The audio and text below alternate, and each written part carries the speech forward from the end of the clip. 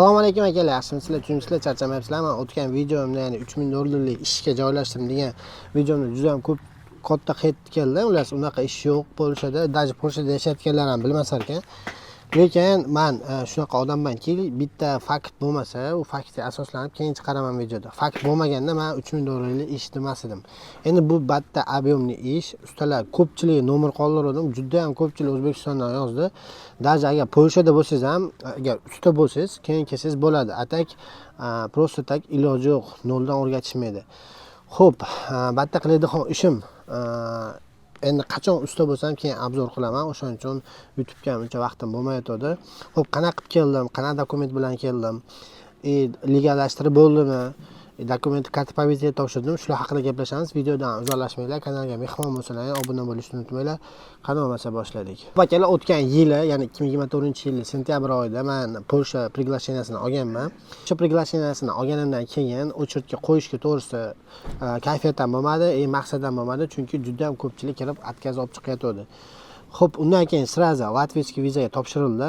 Ya'ni Latviyani приглашениясiga u juda qimmatroqdi, lekin viza berishi 100% edi. U latviyskiy приглашениyaga dekabrda boshida harakat qilib, ular fevralgacha уже qo'limda bo'ldi. Ya'ni 2 oy ichida vizani qo'limga oldim. Endi baqa kelganimdan keyin yurist yoniga bordik. Xullas, kunlik video chiqaryapman. Kunlik videoyimni Instagramimdan kuzatib borsalar bo'ladi. Telegram kanalimga ham qo'yishni boshlayman. Telegram kanalim, Instagramga obuna bo'lib qo'ysalar, YouTube'da hafta har kun yangiliklarda sizlar bilan bo'lishib boraman. O'tib bemalol obuna bo'lib qo'ysalar bo'ladi. Xullas, o'shundan keyin vizani oldim. Vizaga o'z to Polshaga kelgunimgacha 2200 dollar pul ketdi menga. Ular ichidan приглашение и плюс документ, посольство kirgungacha taqlanadigan dokumentlar 3 million so'm и 150 dollar посольство pul. Ya'ni 1 million 600, ya'ni 150 dollar ham bo'lmaydi, 1 million 670 ming посольство pul to'ladim. Ya'ni viza uchun bir haftada adoblik qilib berishdi.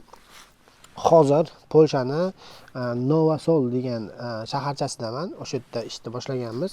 Ya'ni batta bolalar, ya'ni batta ishlatgan bolalar Andijondan o'rtoqlarim, ular realniy daromad qilishadi. Shu 3000 dan даже 5000, 6000 gacha ishlagan kunlari ham bo'lgan. O'shaning uchun akalar, kim qiziqayotgan bo'lsa, men hech qanaqangi приглашение sotmayman, yo bo'lmasa boshqa narsa qilmayman. Menga biznes ham kerak emas. O'sha uchun men o'zim ishga kirdim, shu peshana teri qilib topib. Tak shunday ham keladigan joylarim bor. Bularga buni sizlarga dokazat qilib berishimga hojat yo'q. Men o'zim uchun o'zim bilaman. Endi hit yozayotganlarga aytilgan gap bu.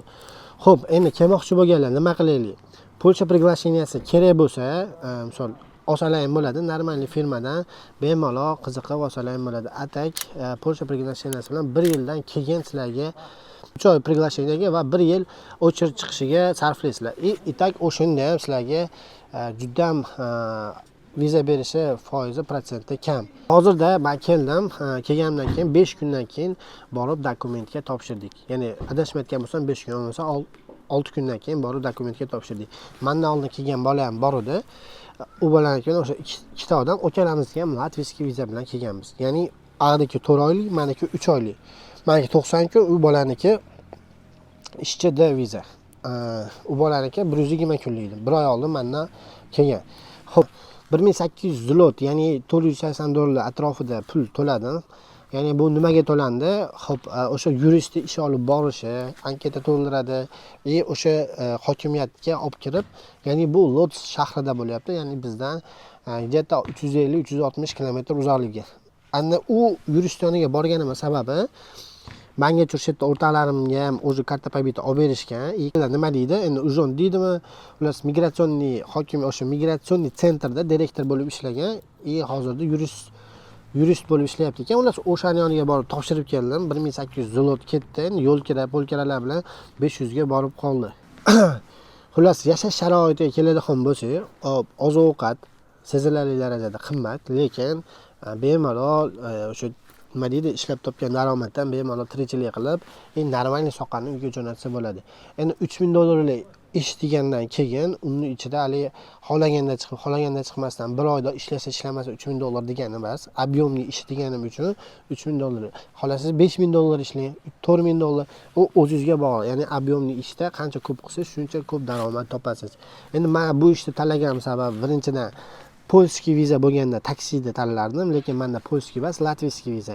Viza ishda 2 oy, 3 oy yo'qotib qo'yaman. Shu dokumentim, pravam to'g'ri bo'lgungacha. O'shaning uchun yangi ishda sharoiti juda ham yaxshi. Hozir yashaydigan joyimni Огородda turibman. Normali, nima desam bo'ladi, Moskvadan ancha farqli. Ko'chada shu vaqtgacha kelgan bo'lsam, o'sha bir haftadan o'tda kelganimga bitta men ushab, to'xtab, dokument deb so'ragani yo'q, bo'lmasa boshimizni og'ritgani yo'q. Soliqlar ish beruvchi tomonidan to'lanadi vaqtida, borib berib qo'ysak bo'ldi. Endi dastavkada любой vizangiz bo'lsa, ya'ni ishchi vizangiz bo'lsa, dokument, ya'ni karta pametga topshirib qo'yib, bemalol dastavkada mashinani olib ishlashingiz bo'lar ekan. Endi Varshavada qanaqa sharoit bilmayman, lekin aytishlari bo'yicha 250 dan 400 gacha yaxshi ishlayotganlar topyapti ekan. Endi 250 zlot degani bu $50 yonverida, $50 ancha ko'proq. Ya'ni $60 yonverida bo'ladi pul. Endi taksida bilmayman, endi taksida ham sezonniy ish deyishyapti. Xullas, men tanlaganim shu suvoqchilik qurilish ishida. Ish boshlaganimdan keyin natijalar sizlar bilan bo'lishib boraman.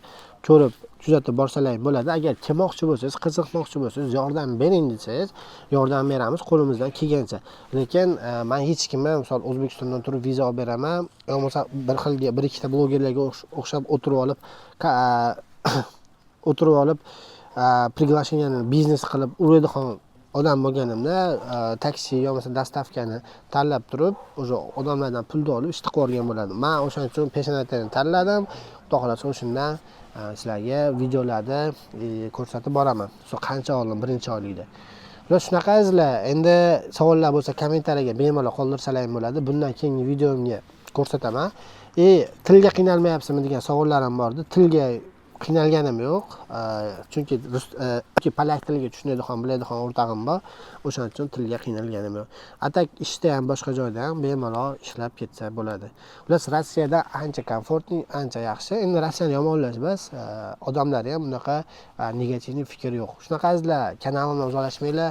Mehmon bo'lsalar ham podpisatsiya qilib qo'yinglar. Polsha hayoti, o'zimning karyeram haqida ma'lumotlar berib boraman. Sog' bo'linglar, salomat bo'linglar, yana gaplashamiz. Bo'ldi.